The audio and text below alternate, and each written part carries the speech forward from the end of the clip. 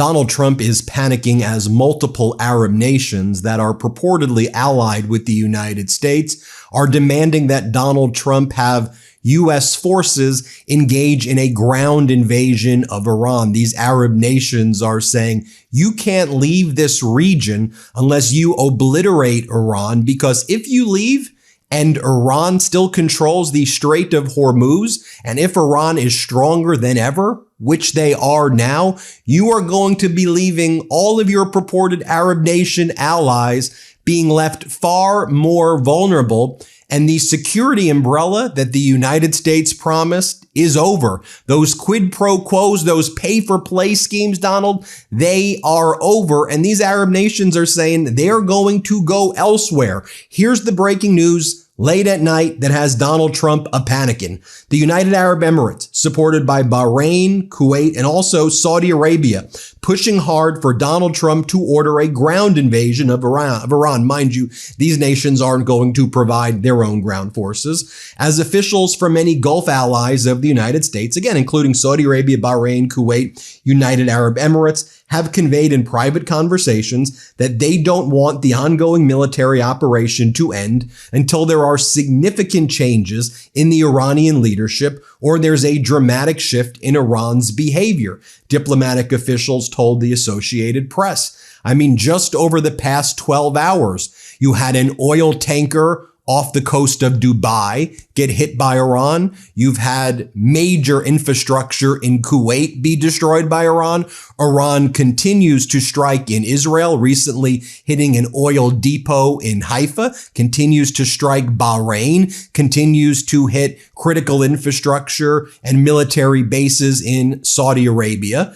And then earlier today, during a press conference, Donald Trump's press secretary, Caroline Leavitt's like, we're going to have the Arab nations pay for this war. We're going to roll out that plan. I mean, yeah, we invaded the region with Netanyahu without telling the Arab nation allies that, bought Donald Trump private planes and put up Trump hotels in their countries and funneled hundreds of millions, if not billions of dollars to Trump Bitcoin and crypto and other Trump ventures like World Liberty Financial.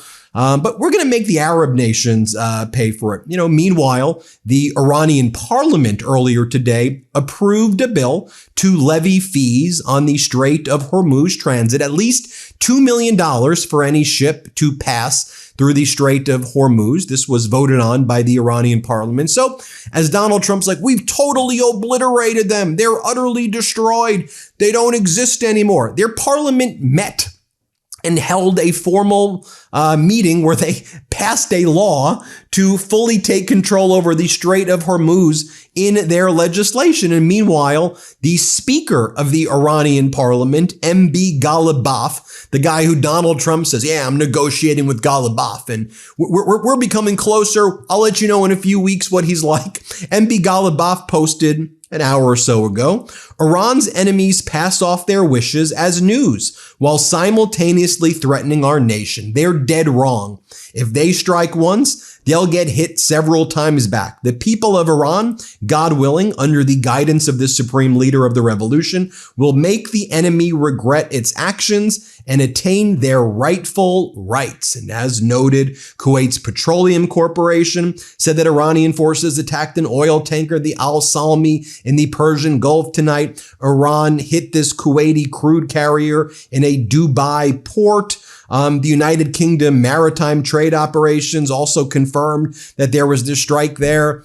Meanwhile, you have the United States and Israel striking an area in Isfahan believed to be a ballistic missile depot in Isfahan, though not clear what it is. And then earlier, you had the Iranian press secretary, one of the IRGC or foreign ministry press secretaries, rather. He's like, we're not having any negotiations with Donald Trump. Don't believe him. There's no communications. Yes, they're trying to convey to Pakistan things to have us talk, but we've put forward our non-negotiables that unless we get reparations, we control the Strait of Hormuz, we don't reduce our ballistic missiles or Shahed drones, we have real security guarantees for us, the Houthis, Hezbollah, and our Iranian Shiite proxies in Iraq. We're not doing anything. Here, just remember, listen to what The Iranian Foreign Ministry spokesperson said, play this clip.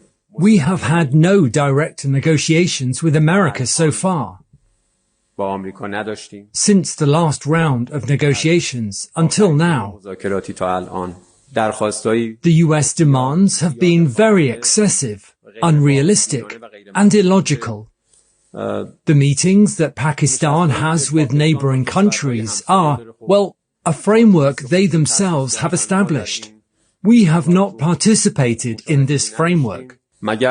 Can it be allowed that Iran and Iranians be in a position of confronting the illegal aggression of America and the Zionist regime to use the available capabilities on the soil of regional countries while our armed forces remain silent? The duty of every authority demands that it respond to such cases with... And now Senator Marco Rubio is posting videos where he says the following on the Department of State website and their social media accounts. Pay attention to the shift of language. Here's what Rubio said. Here are the clear objectives of the operation. You should write them down. Okay, Rubio, I'll write them down. 1. The destruction of Iran's Air Force. 2. The destruction of their Navy. 3. The severe diminishing of their missile launching capability. 4. The destruction of their factories. Bullseye emoji. The severe diminishing of their missile launch. So they can still have the missiles. They can still keep the regime. They can still control the Strait of Hormuz. There's no regime change. They're stronger than ever. But you're saying that they'll have to get rid of their Navy and their Air Force. They're hitting with the drone swarms, the FPV drones and the Shahid drones and the ballistic missiles. That's what but they don't, just as long as those are diminished. But by whose account? Notice that there was nothing on that list as well about not enriching uranium or nuclear capabilities or anything like that. Do you see the whole shift in the language, which coincides? And I'll do a longer report on this, but the Wall Street Journal reporting the following. Trump is signaling he's willing to end the war with Iran without reopening the Strait of Hormuz, effectively handing control of the choke point to Iran and punting any plan to reopen it to a later date. By the way, Iran won't accept that unless they have security guarantees. That's pretty obvious. You heard what they said. Trump tells his aides he's willing to end the war without reopening Hormuz. In other words, he's willing to surrender. That's what he's saying. Administration officials assess that forcing the waterway back open would mean extending the military mission. Y'all did the invasion. It was your catastrophic unlawful invasion where you said you were going to do regime change. And now it's reopen the Strait of Hormuz. That's what you're considering a win? Like, do we all realize how pathetic it is? Here's how it's being described also. Trump has, according to the Wall Street Journal, informed his aides, what we said before. The plan now is pressure Tehran diplomatically to restore the free flow of trade. If that fails, Washington would press allies in Europe and the Gulf to take the lead on reopening the strait, officials said, according to the report. U.S. officials determined that a direct mission to reopen the Strait of Hormuz would risk prolonging the war beyond Trump's stated 4 to 6 week timeline. Instead, the strategy has shifted toward degrading Iran's military capabilities while winding down active operations, while Iran now moves towards fully codifying, which you heard, its toll system in the Strait of Hormuz. A member of Iran's National Security Commission said lawmakers approved the formal plan to codify Iran's control. The proposal includes new financial arrangements. It's a tolling system they now control. Oman, notably, is referenced as a potential partner in shaping the legal framework. Remember Oman, who Donald Trump picked to be his mediator back in late February?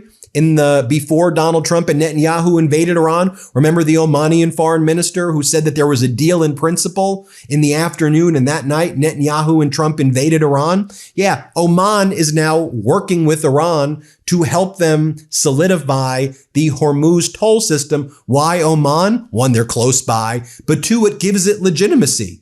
That now we're working with the mediator who's now on our side, blessing our ability to control Hormuz. Like, do we see the moves that are being made? Oh, But while that's being reported, a few things. I'll do a longer report on this. Financial Times reports a broker for U.S. Defense Secretary Pete Hegseth attempted to purchase a defense-focused fund shortly before U.S.-Israeli strikes on Iran. The inquiry reportedly involved a multi-million-dollar investment in BlackRock's Defense Industrial Active ETF via Morgan Stanley, but the transaction was never executed because the fund was not yet available to Morgan Stanley clients. The Pentagon rejected the claim, calling it fabricated. And the NASDAQ-listed IDEF fund has risen about 28% over the year, but it's down roughly 13% over the past month. You have this world-renowned economist, Mohammed El-Erian, says, I must say I'm more